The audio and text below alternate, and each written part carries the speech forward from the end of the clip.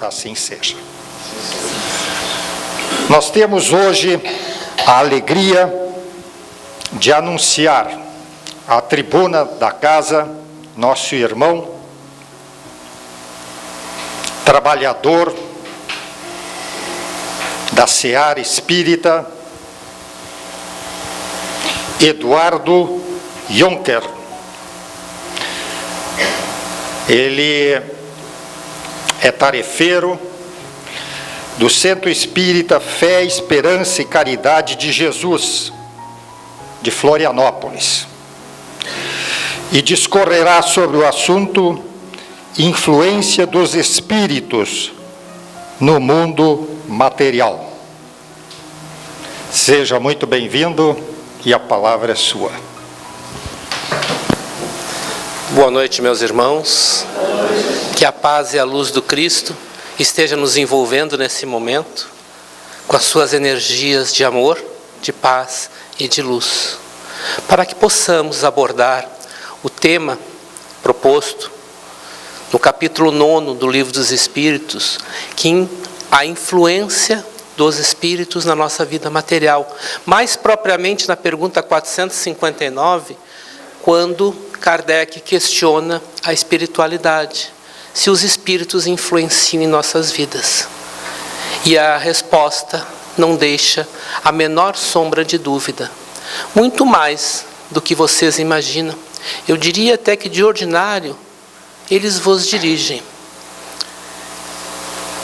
Mas quais espíritos nos dirigem? A espiritualidade não esclareceu essa parte. Mas a obra e o Evangelho, e para referendar esse capítulo do Livro dos Espíritos, nós vamos usar o capítulo 10 do Evangelho, Sede misericordiosos. E depois nós vamos tentar fazer uma junção para que a gente entenda que nossa forma de ser, de agir, de pensar, dita as companhias a que estamos sujeitos. Os nossos desequilíbrios, as nossas mazelas, ditam outra qualidade de companhias. E nós, seres humanos inteligentes, princípios inteligentes do universo, somos dotados de algo chamado livre-arbítrio. Todos nós temos o poder de decidir. Todos nós não estamos sujeitos simplesmente ao acaso e nem muito às influenciações. Foi-nos dado uma parte, uma centelha divina que habita o nosso interior, chamado consciência, que muitas vezes age como um alarme, age como um sinal, quando dispara, quando algo não está de acordo. Todos nós, quando cometemos um ato, a nossa consciência nos avisa quando estamos certos ou errados, mesmo que nós não admitamos nem a nós mesmos. Tudo começa pela ação do pensamento. André Luiz nos fala que o pensamento é força criadora, que ele plasma. E Gaudêncio nos fala que o pensamento plasma, e de acordo com o que nós desejamos, pode se tornar o nosso inferno ou o nosso céu. Nós vamos vendo na mediunidade que, nas obsessões simples, para quem já estudou em algum grupo de estudo, a gente vai ver a ação do pensamento. Quando Cristo diz, quando 2 ou mais pessoas estiverem com pensamento unidos em mim, lá eu estarei. Então, a nossa opção, a nossa escolha, é saber o que pensar. Muitos de nós têm dificuldade, muitas vezes, de silenciar os lábios. Às vezes a gente tem aquela famosa frase, por que eu não fico com a boca fechada? Por que eu tinha que abrir a minha boca? E o meu pensamento? Quantas vezes o nosso pensamento nos escapa e toma situações bastante perigosas? Quando Cristo, instigado pelos sacerdotes da época, para que opinasse contra a lei mosaica e assim pudesse ser acusado de heresia contra as leis, foi-lhe trazido o caso da mulher adúltera, que talvez seja um dos casos que mais nos sensibiliza da inteligência e da sagacidade de um homem gentil, que veio nos trazer o amor. E quando aqueles homens apresentaram o caso, e ele estava singelamente escrevendo com o dedo na areia, e perguntaram se era certo ou errado, Cristo em nenhum momento levantou seus olhos ou sua palavra contra a lei mosaica ou contra aquela mulher. Ele simplesmente pegou uma pedra e disse: quem nunca pecou, mesmo em pensamento, que atire a primeira pedra. E o olhar sereno que impelia aqueles homens a uma reflexão de consciência, que muitas vezes nós nos escusamos de fazê-la. Muitos já tinham pecado, não só em pensamento. E quando se viram frente àquele homem, eles foram se retirando. Ele olha para a mulher e diz: mulher, onde estão os que te acusam? E ela olha e diz: se foram, mestre, então vá e não peques mais, porque eu também não te acuso. Muitas vezes, meus irmãos, nós não nos conhecemos. Sequer paramos para analisar o que nós pensamos, o que nos passa pelo campo mental. E nos passa muitos pensamentos, quase 60 mil pensamentos por dia. Vários são os pensamentos. Nós estamos hoje conectados numa grande rede social, nos Facebook, nos WhatsApps, nas inúmeras, comungando muitas vezes sensações, sentimentos, alimentando uma psicosfera, e esquecendo de avaliar, fazer o filtro do que passa e que nos chega. Quando Kardec questiona se era justo e o porquê que os espíritos poderiam fazer isso contra um homem de bem, a espiritualidade diz: para testá-los. E muitas vezes nós nos traímos, os nossos pensamentos não refletem as nossas palavras. Nós somos o que pensamos. Muitos de nós acham que esses pensamentos, eles são invioláveis. Estou absorto nos meus pensamentos. Mas para o plano espiritual nós somos um livro aberto. Nós somos o que pensamos, muito mais do que falamos. E não precisa ser um espírito superior para perceber quem somos. Qualquer espírito, ainda em evolução, consegue perceber, porque nós emanamos de nós algo chamado psicosfera, que é uma vibração emanada do que sentimos, do que vibramos. E quando os nossos pensamentos estão em desacordo,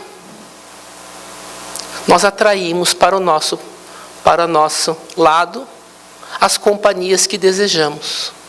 Muitas vezes nós reclamamos e até tememos os obsessores, mas vários desses irmãos são chamados pela nossa própria forma de agir.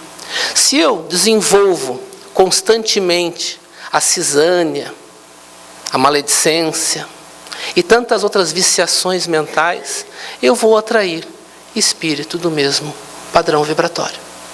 A vibração atrai vibração, tal qual um imã. E muitas vezes nós temos medo dos umbrais, como se fossem os umbrais céus ou infernos das ditas religiões católicas e outras religiões que colocam. Mas não é isso. Os umbrais nada mais são que estados psicológicos, estados de consciência. Devem lembrar no nosso lar, quando André Luiz retorna ao seu lar após 8 anos, e ao ver a sua esposa que tinha contraído uma segunda núpcias, quando ele se enfurece nos pensamentos, ele se vê novamente no umbral. Muitas vezes, através da força do pensamento, nós atraímos as nossas mazelas. As viciações mentais, hoje, num período de grande conturbado ainda, nós estamos numa mudança de evolução planetária, entre provas, expiações e mundo de regeneração. Nós ainda estamos, como diz Manuel Filomeno de Miranda, na trilogia que começa com o amanhecer de uma nova era, ainda numa noite escura, ainda numa mudança de casa, ainda tentando acertar. E nessa mudança, nessa grande situação que vem se formando, nós vemos o pessimismo. Às vezes até as batalhas, as verdadeiras lutas que nós estamos vendo nas redes sociais, até de irmãos espíritas, na política, em vários ambientes, desde que a gente possa colocar a nossa opinião. Mas às vezes nós esquecemos que somos vibração, que podemos vibrar pela melhoria. A oração nos coloca em sintonia com a espiritualidade superior. E ela movimenta um grande contingente de recursos em nosso favor. Mas às vezes nós não temos tempo. Santo Agostinho, no Evangelho, nos dá um conselho de nós pararmos alguns minutinhos para fazer uma reflexão. Mas quantos de nós param 10 minutos por dia? E parece que nós estamos sempre correndo. E cada vez que nós corremos, o dia parece que é menor. As atribuições são maiores. A situação, cada vez mais, ela toma proporção. E às vezes nós estamos tão impactados e preocupados com aquilo que não tem importância. E esquecemos daquelas lições que o Cristo nos mostrou há 2000 anos atrás, do orai e vigiai. O apóstolo Paulo, há 2000 anos, já tinha percebido que nós estamos rodeados de uma chuva de espectadores. Somos mais que Big Brothers.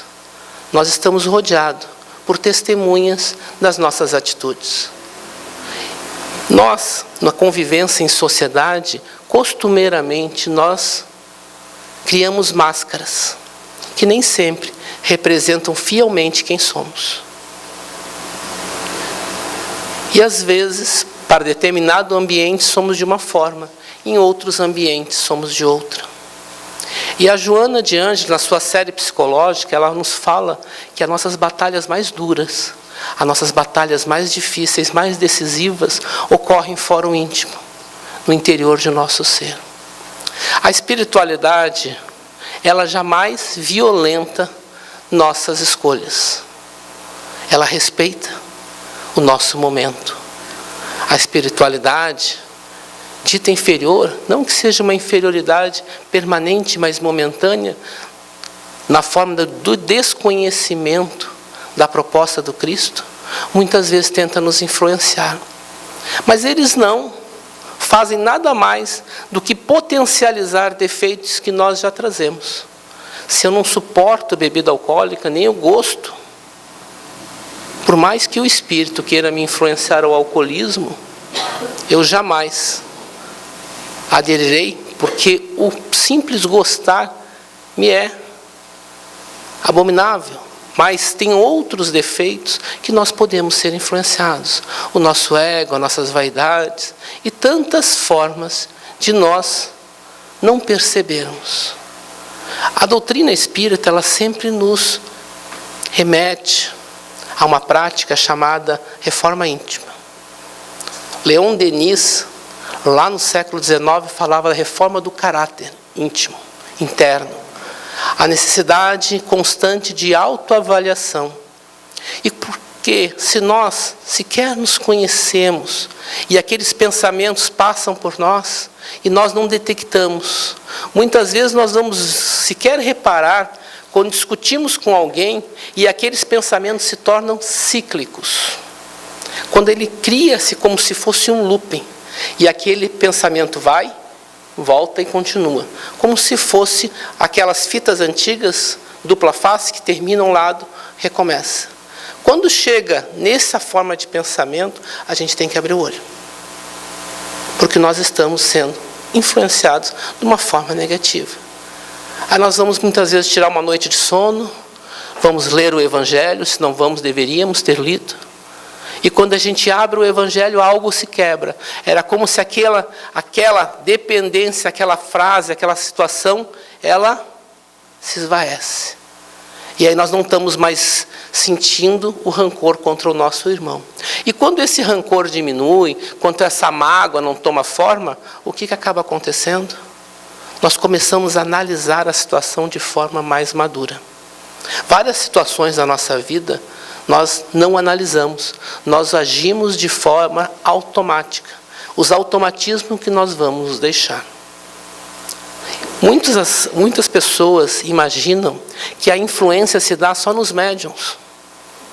A mediunidade é mais influenciável. Todos nós somos influenciáveis, porque todos nós somos médiuns. Todos nós temos essa capacidade de cognição, de captar esses pensamentos.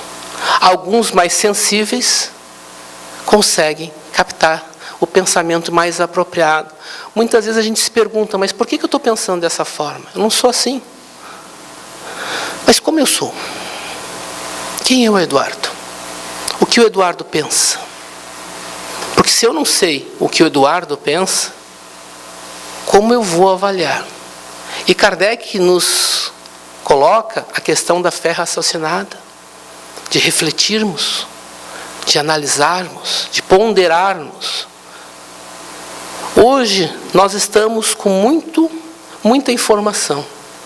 Nós temos informação em tudo quanto é lugar, mas geralmente de forma superficial, porque a gente não tem mais tempo de refletir, de aprofundar, de buscar no âmago dos nossos seres.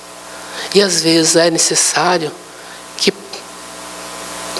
demos uma pequena parada na nossa rotina do dia a dia. Muitos dos nossos segredos, daquelas ações que nós cometemos e nós não vamos confessar nem na frente do espelho, nós não gostaríamos que ninguém soubesse o que eu fiz, o que eu pensei. Mas a espiritualidade vê isso como um livro aberto. No livro Voltei, Frederico Figner, quando vai como espírito assistir um trabalho mediúnico, e a simples menção de um pensamento dele, contrariado como uma decisão do coordenador dos trabalhos,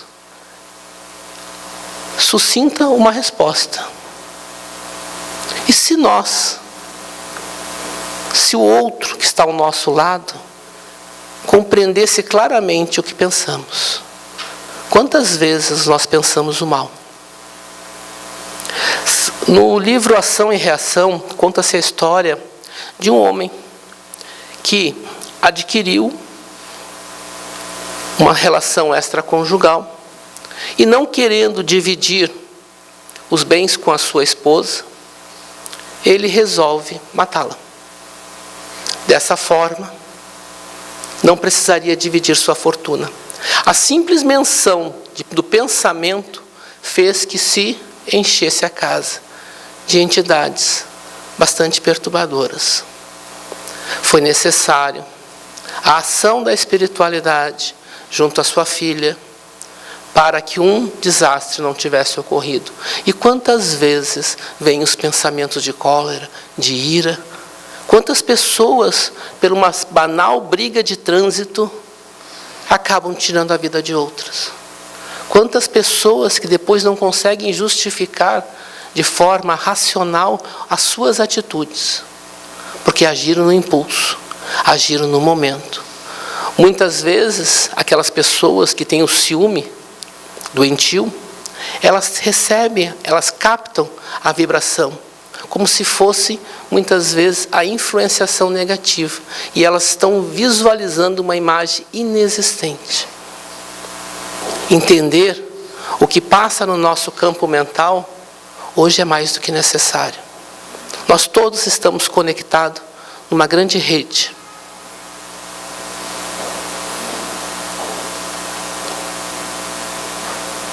No mesmo livro, no Voltei, o Frederico Figner observa que ele está indo numa rua bastante movimentada no Rio de Janeiro, e ele via várias pessoas passando, com vários espíritos acompanhando.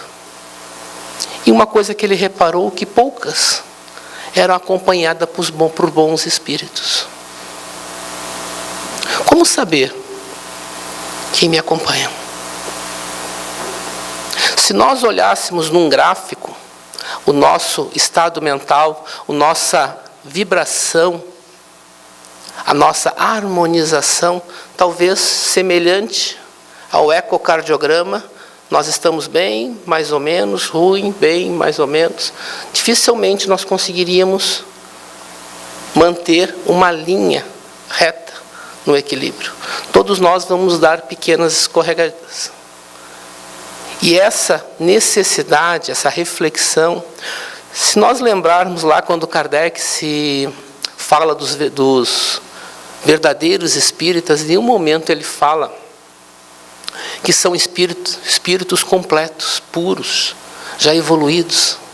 Ele fala todo aquele que se esforça para domar suas más inclinações. E essas más inclinações, quando nós nos esforçamos para melhorar, para nós aprendermos, e nem sempre é fácil, às vezes a gente dá 3 passos para frente, 2 para trás, porque é natural, meus irmãos, nós somos perfectíveis, todos nós somos imperfeitos. Por isso Bezerra de Menezes, há muitos anos, vem falando do feixe de varas, que sozinho nós somos frágeis. E ainda nós acalentamos o desequilíbrio dos nossos sentimentos, que são, muitas vezes, equacionados pela espiritualidade inferior. Muitas vezes nós temos a oportunidade de orar, de agradecer, e quando nós falamos na oração, nós não estamos falando naquela oração que parece uma compra de supermercado, que a gente faz uma lista de pedidos. Às vezes, simplesmente sintonizar e conversar com o Pai. Deixar a nossa mente se conectar. Porque nós somos conexão. Nós somos coração. E quando eu falo coração, nós não é o músculo bombeador do sangue, mas o sentimento que nos anima. Por isso que o Cristo, quando ele deixa a síntese da sua doutrina, amar a Deus acima de tudo e ao próximo como a nós mesmos, ele nos dá o caminho do direcionamento. Quanto mais eu melhoro o meu padrão vibratório, mais eu tenho a oportunidade de ter irmãos ao meu lado nessa trajetória. Ao mesmo tempo, quando eu busco o meu padrão vibratório inferior, e é semelhante a nossas companhias. Quem não gosta de bar, quem não gosta de bebida, não vai todo dia num bar, mesmo que seja para acompanhar um colega. Vai uma vez, vai 2, daqui a pouco a situação começa a incomodar. E aí, nós não temos obsessões, nós temos parceiros. Parceiros que dividem conosco emoções, sensações, porque na espiritualidade o espírito não se alimenta. Não bebe, não tem viciações, ele se aproveita do quê? Das nossas. Por isso que muitas vezes nós temos as várias das compulsões. E a compulsão, meus irmãos, ela começa por um pensamento. O pensamento que muitas vezes supera a razão. E quando a pessoa se dá conta, ela já cometeu o ato. E ela cometendo o ato, causa-se um arrependimento. E esse arrependimento causa uma tristeza. Passado esse período, novamente há um ciclo. É isso que nós vemos no álcool, nas drogas, no sexo, na alimentação, e em todas as compulsões que as pessoas se sujeitam. Nenhum de nós está livre de ser influenciado negativamente, na medida que nós não encontramos, que nós não busquemos o escudo dentro do Evangelho. Mas quando a gente fala buscar o escudo dentro do Evangelho, não é simplesmente ler, conhecer, porque conhecedores dos Evangelhos tem muitos. Exemplificar, vivenciar, introjetar na mudança das nossas atitudes. Porque se um espírito me fala algo, mesmo que eu não consiga identificar ainda como espírito, mas aquele pensamento não encontra guarida dentro do meu padrão moral, eu não vou acatar. Agora, se aquele pensamento vem de ao encontro de algo que eu penso, que eu gosto, que eu acalento, mesmo que seja lá no subterrâneo das nossas mentes, aí sim, ele vai encontrar um terreno a ser trabalhado. Porque a espiritualidade superior, ela nos intui, ela não nos influencia, ela não nos força, ela não nos demove. Às vezes a gente lembra daqueles desenhos da década de 70, 80, a gente vai ficando mais velhinho, a gente vai ficando mais saudosista. E tinha o diabinho e o anjinho, as vozes da nossa consciência. Nós fazíamos algo, mas sabíamos que está errado. Mas muitas vezes buscamos justificativa para aquelas atitudes. E o grande desafio nosso, meus irmãos, o grande desafio da reforma íntima, da reforma moral, é nós fechar os ouvidos a essas viciações, a essa influenciação negativa e abrirmos os nossos ouvidos e principalmente os nossos corações ao que nos faz bem. Nós falamos da doutrina espírita que é muito comum. 2 caminhos. O caminho do amor ou o caminho da dor. E também das 2 portas, a larga e a estreita. Nos mantermos em linha reta, meus irmãos, a gente sabe que é uma das coisas mais difíceis. A gente dá uma escorregadinha para cá, uma escorregadinha para lá.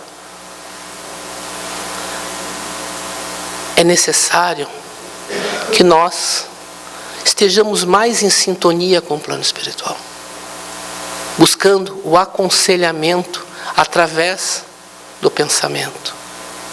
Mas para isso, é necessário muitas vezes que nós calemos a nossa mente. Pode parecer fácil, meus irmãos. Nós ficarmos aqui 3 horas sem falar, para muitos vai ser um desafio. Nós ficarmos 30 segundos sem pensar em nada, é um profundo desafio. Porque a nossa mente é muito ágil. Num pensamento, a gente cruza o universo.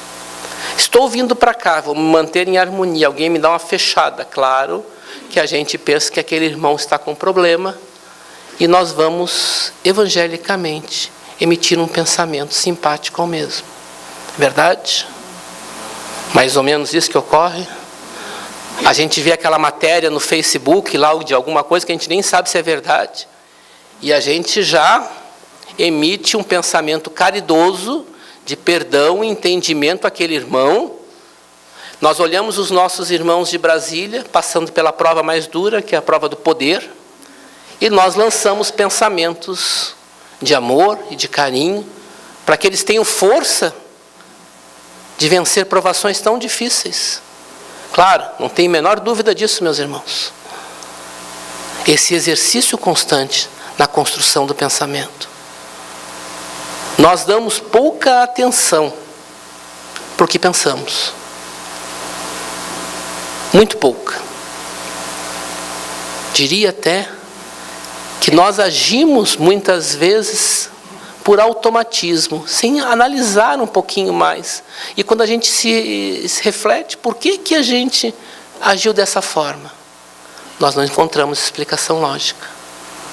Já imaginou, meus irmãos, se nós disséssemos assim ao final dessa existência: eu sou assim, vou ser assim e vou morrer assim? Nós não teríamos aprendido nada. A espiritualidade não nos deixa ficar à mercê. Simplesmente A nossa consciência foi nos dada.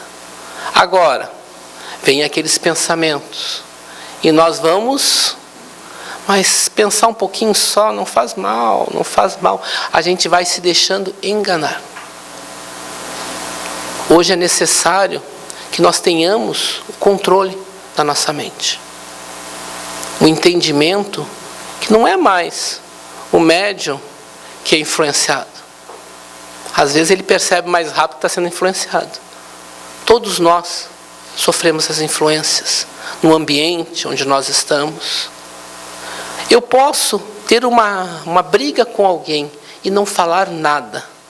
E mandar verdadeiras flechas envenenadas através do pensamento. Que André Luiz nos fala do pensamento forma, que os pensamentos criam vida, que o pensamento plasma. E muitas vezes inunda o nosso ambiente. Aquelas pessoas que acalentam a tristeza, a melancolia e N fatores, desequilíbrios. Quando muita gente chega naquela atmosfera, chega a sentir quase asfixiante. Porque a pessoa se fecha numa redoma de pensar. A autoanálise se torna cada vez mais necessária. Muitas vezes nós, sendo espíritas, esquecemos que existe espíritos. Esquecemos que existe um mundo invisível aos nossos olhos que ainda não estão adaptados. Que somos espíritos encarnados. Não estamos aqui pela primeira vez. Já estivemos aqui inúmeras vezes. E temos contas a acertar. É nos dado várias oportunidades de buscarmos através da psicoterapia do trabalho, de estar novamente aqui a recuperar as nossas faltas. Nenhum espírito vai conseguir demover alguém ou influenciar negativamente alguém que esteja praticando bem. Quando o apóstolo Paulo nos dá um conselho, quando ele fala da caridade, ele diz sempre que nós estamos trabalhando em favor de outro. E quando a gente fala em caridade, meus irmãos, é a caridade mais difícil, porque a mais fácil é simplesmente tirar a carteira e doar um valor. Às vezes é simplesmente um aliviar de consciência. Mas quantas vezes nós doamos os nossos ouvidos, os nossos braços num abraço fraterno, os nossos pensamentos de perdão? Quantas vezes devíamos calar, porque se era melhor que tivéssemos ficado quietos do que ter falado o que falamos e muitas vezes termos magoado alguém. Cristo falava: meus discípulos serão conhecidos por muitos se amarem. Ele nos deu o caminho simples, que não há dúvida a seguir. Vamos ser influenciados por aqueles espíritos que nós escutar. Mas quais eu quero escutar? Será que alguém aqui não acorda de manhã dizendo: hoje eu quero ser um pouquinho melhor? Nem sempre é fácil. Vencer o outro é simples. Vencer as nossas fraquezas, ou como diz Joana de Ângeles, enfrentar as suas trevas para chegar à luz, é um desafio. As provas que nos chegam, e quanto mais aumentamos o nosso padrão vibratório, menos ficamos suscetíveis. Hoje, a grande recomendação: que seja feito o Evangelho no lar, como verdadeira guarda dos nossos lares. O cuidado no que assistimos, no que pensamos, no que opinamos, para que não entremos, meus irmãos, em sintonias desnecessárias. O desequilíbrio nos leva sempre ao erro. O equilíbrio, a serenidade, o bom senso, que deveriam ser métricas para a nossa análise. E aí chegaria um pensamento e eu identificaria: esse pensamento não é meu. Quando a gente atende irmãos suicidas, os trabalhos mediúnicos, a primeira coisa que eles dizem é que eu pensei tanto, me chegavam aqueles pensamentos que eu não valia nada, que eu não era importante, que eu atrapalhava os outros. E aqueles pensamentos foram tomando corpo. Nas famosas obsessões com resultados hoje desastrosos. Hoje a sociedade carece cada vez mais de afeto, de amor. Que nós criemos psicosfera de harmonia, de alegria, para que as influenciações negativas diminuam. Porque nós estamos num período conturbado, ainda do sensualismo, ainda do culto da violência, porque a gente vê mais as matérias de crimes do que tantas boas ações que são feitas. E isso cria um impacto na nossa forma de pensar, na nossa forma de desenvolvimento da nossa mente. E nós somos espíritos que durante o sono o nosso corpo repousa e a nosso perispírito, nosso corpo espiritual adquire certa liberdade. E isso nos permite o quê? Entrar em sintonia com a espiritualidade. Mas essa sintonia depende dos nossos padrões vibratórios. Tudo depende de nós. Não podemos mais culpar o outro, o espírito obsessor, ou aquela pessoa que não me compreende. Na doutrina espírita a gente não aprende a acertar o outro. Se alguém souber, por favor, depois me explique. A gente só aprende a buscar o acerto em nós mesmos. E a maior mágica é quando a gente vai nos melhorando, parece que o outro modifica também. Porque talvez o nosso grande problema não é o outro, é nós. E entender que estamos partícipe de um projeto bastante importante, que é o da migração do planeta Terra de provas e expiações para o mundo de regenerações. Muitos espíritos ainda não querem que esse projeto do Cristo se estabeleça. Mas cada um de nós, através da sua casa mental, do que pensa, do que age, pode ser um pequeno foco de luz, nem que seja um palitinho de fósforo. Se nós apagássemos tudo aqui e acendêssemos um pequeno palito de fósforo, ele seria visto por todos. É necessário que nós atraiamos junto de nós bons espíritos, que melhoram a nossa psicosfera. E melhorando-nos a nós, vamos estar melhorando todo o conjunto ao nosso redor. Os espíritos só influenciam o que nós permitimos. Nenhum espírito age contra a nossa vontade. Não há um vilão e uma vítima. A gente diz no trabalho mediúnico que muitas vezes é mais fácil demover o obsessor do que conscientizar a mudança de atitude no obsediado. Porque senão, deixou de ser influenciado por aquele, passa pelo próximo. E assim continua.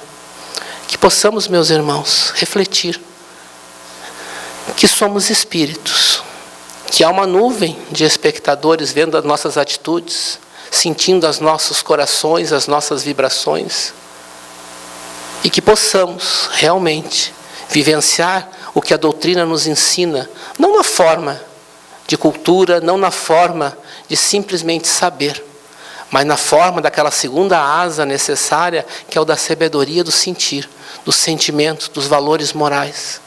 Para isso, meus irmãos, é necessário que possamos absorver. E aí, o que nos chegar aos ouvidos, faremos o filtro. O que for bom, assimilamos, e o que for mal, rejeitamos. Que a paz e a luz do Mestre Jesus ilumine a todos nós, dando a força necessária, a iluminação e a vontade de nos automodificarmos e que possamos sintonizar cada vez mais com esse divino Rabi da Galileia esse nosso amigo, guia e mentor, que nos deixou diretrizes muito claras no amar ao próximo, no amar a Deus, para que possamos seguir nessa trilha longa, mas agradável, da evolução de nós mesmos. Muito obrigado, meus irmãos. O nosso agradecimento ao Eduardo pela exposição com a qual ele acaba de nos brindar. Nosso agradecimento a ele também por ter aceito o convite da casa para se fazer presente aqui hoje, e esperamos tê-lo em outras oportunidades.